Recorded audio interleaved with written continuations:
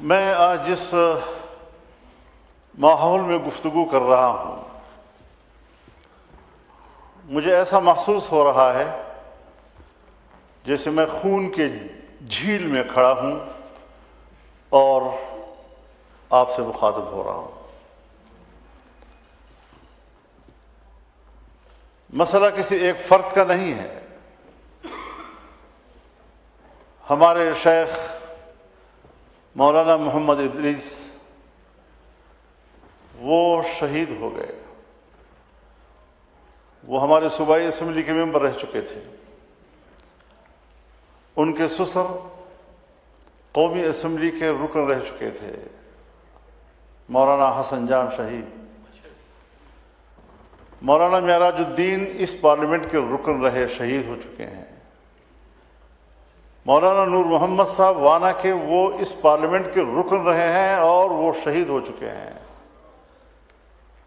باقی جو ہمارے اکابر علماء ہیں، جو میرے لیے میرے استاد کا مقام رکھتے ہیں، وہ دہشت گردی کے بھیڑ چڑھ چکے ہیں اور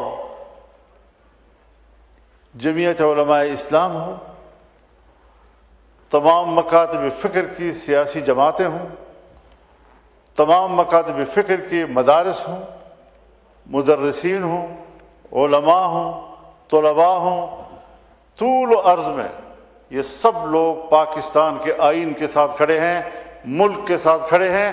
کس چیز کی سزا ان کو دی جا رہی ہے کہ آئے روز ہم جنازے اٹھا رہے ہیں؟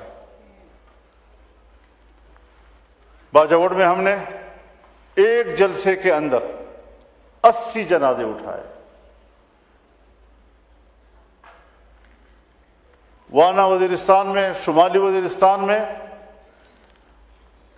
ہمارے ضلعی صدور، ضلعی امیر وہ تمام شہید کر دیے گئے ہیں، اور بعض اب بھی زندگی اور موت کی جنگ لڑ رہے ہیں، وہ ایک فعال زندگی گزارنے کے قابل نہیں رہے ہیں۔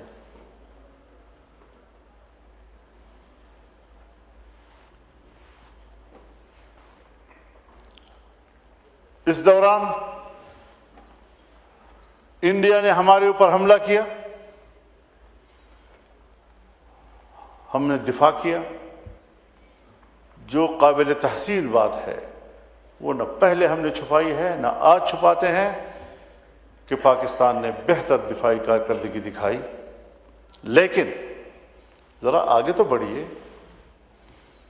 جب جنگ شروع ہوئی تو وائٹ ہاؤس کے ترجمان نے جو پہلا بیان جاری کیا وہ یہ تھا کہ یہ انڈیا پاکستان کا باہمی معاملہ ہے، ہم اس میں مداخلت نہیں کریں گے۔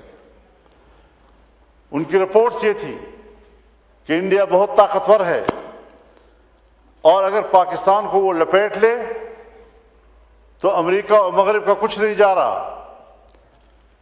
وہ ہندوستان کے ساتھ اسٹریٹجک معاہدے کر رہا تھا اور پاکستان کے بارے میں کہا کہ یہ آپس میں لڑ رہے ہیں، لڑنے دو۔ پھر نریندر مودی کی درخواست پر امریکہ نے مداخلت کی، پھر جنگ بند ہوئی، پھر کہا میں نے انڈیا پاکستان کی جنگ بند کرائی ہے۔ کس کی درخواست بھی کی ہے، کیوں کی ہے، ان ساری چیزوں کا ادراک کیوں نہیں کیا جا رہا؟ اور پھر ہم نے کہا کہ ٹرمپ صاحب کو امن نوبل انعام ملنا چاہیے۔ ایک طرف 70,000 شہداء فلسطین کا شہداء ہے، 1.5 لاکھ سے زیادہ لوگ زخمی ہیں، اتنے ہی بے گھر ہو چکے ہیں۔ طاقت کے زور پر ایک پورے مسلمان ملک پر قبضہ کیا جا رہا ہے۔ اسرائیل کو مکمل تعاون دیا گیا، اس کو اسلحے کی سپورٹ دی گئی۔ وہ جنگ بڑھتے بڑھتے ہمارے ایران تک پہنچ گئی۔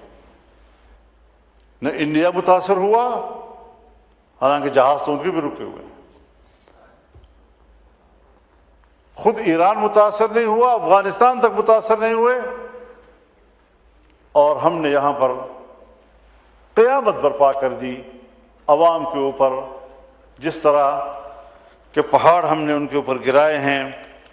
اب ہم کس سے روئیں؟ میں نے تو یہاں پر کھڑے ہو کر غالباً آپ ہی کی موجودگی میں یہ تجویز دی تھی کہ پارلیمنٹ کا ایک ان کیمرہ اجلاس بلایا جائے۔ پرائم منسٹر تھے اس زمانے میں بلائے گئے ہیں، اس سے آگے پیچھے بھی بلائے گئے ہیں۔ اگر یہ پارلیمنٹ واقعی عوام کا نمائندہ ہے تو حکومت اس تجویز سے فرار کیوں اختیار کر رہی ہے؟ کیوں ہم سر جوڑ کر آپس میں نہیں بیٹھ رہے؟ کیوں ہمیں حالات سے آگاہ نہیں کیا جا رہا؟ کیا ہم اس آزاد ملک میں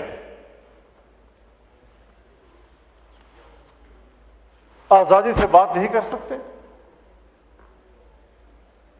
آج پوری دنیا میں حکمران میاں نواز شریف صاحب کو نہیں سمجھا جا رہا، ملک میں بھی اور ملک سے باہر بھی۔ شہباز شریف صاحب وزیر اعظم ہیں صحیح، لیکن اس کام کے لیے ہیں کہ جیسے آج پتہ نہیں 100 قانون سازیاں بیک وقت ہو گئیں، جب چاہیں آپ قانون سازیاں کرائیں، جب چاہیں آپ 26ویں آئینی ترمیم لے آئیں، جب چاہیں آپ 27ویں ترمیم لائیں، اور پھر جب چاہیں آپ 28ویں ترمیم لانے کی باتیں کریں۔ یہ مذاق بنا دیا گیا ہے اس آئین کو۔ ہم نے تو اس آئین سے وفاداری کا حلف اٹھایا ہے، لیکن پہلے ناجائز طریقوں سے آئین معطل ہوتا تھا، آئین کسی ایک فرد واحد کی رائے کے تابع ہوتا تھا۔ میں حکومتی بینچوں پر بیٹھے ہوئے پیپلز پارٹی کے بھائیوں سے کہہ سکتا ہوں کہ 18ویں ترمیم آپ کے وقت میں ہوئی تھی، صوبوں کو اختیارات آپ کے وقت میں دیے گئے۔